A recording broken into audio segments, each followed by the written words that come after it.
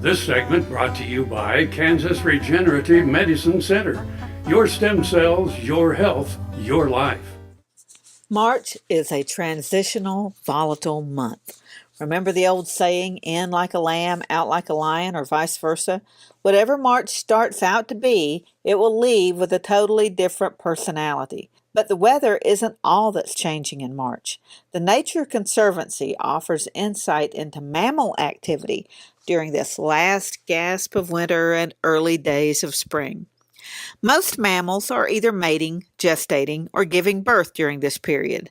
Animals can't afford to wait to mate until the weather turns warm and the flowers are blooming because their young would not be born until June or July, often too late for the growth that must happen before the young of the year face their first winter. All animals have evolved specific timing for their reproductive cycles. In the squirrel family, gray squirrels have their first litter in March, while red squirrels mate in March and give birth in April. Northern flying squirrels mate in April and give birth in May. In the dog family, red foxes give birth to their kits in late March and early April, while coyotes produce young in April. Timber wolves mate in March and give birth in May. In the weasel family, nearly all members use delayed implantation to govern their breeding cycle. Striped skunks, for example, breed in March but give birth a little later in May.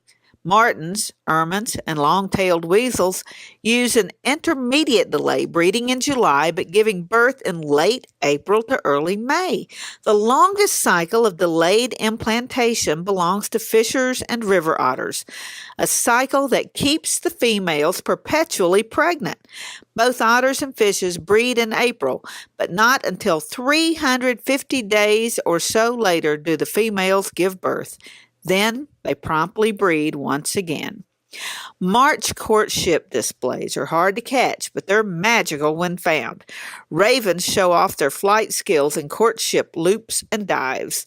Snowshoe hares mate, the males thumping their hind feet on the snow crust, bouncing in circles, and even flipping and twisting high into the air, as naturalist Denny Olson has written.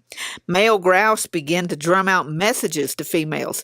Chipmunks emerge seeking a partner to court, the male singing at the den entrance to his chosen female in the hope she will like the song. All just goes to prove that Valentine's Day is past, but March may be the real month of love, and evidence will soon be popping out all over. Tarwater Farm and Home has been family owned and operated since its beginning in 1978. What you need for farm and agriculture, lawn and garden, clothing and footwear, and so much more. You'll be surprised at what you'll find in this huge store. They have what you need and lots of it. So come take a look. You'll discover that customer service is first and foremost. Always has been with the Tarwaters. Tarwater Farm and Home, 4107 North Topeka Boulevard.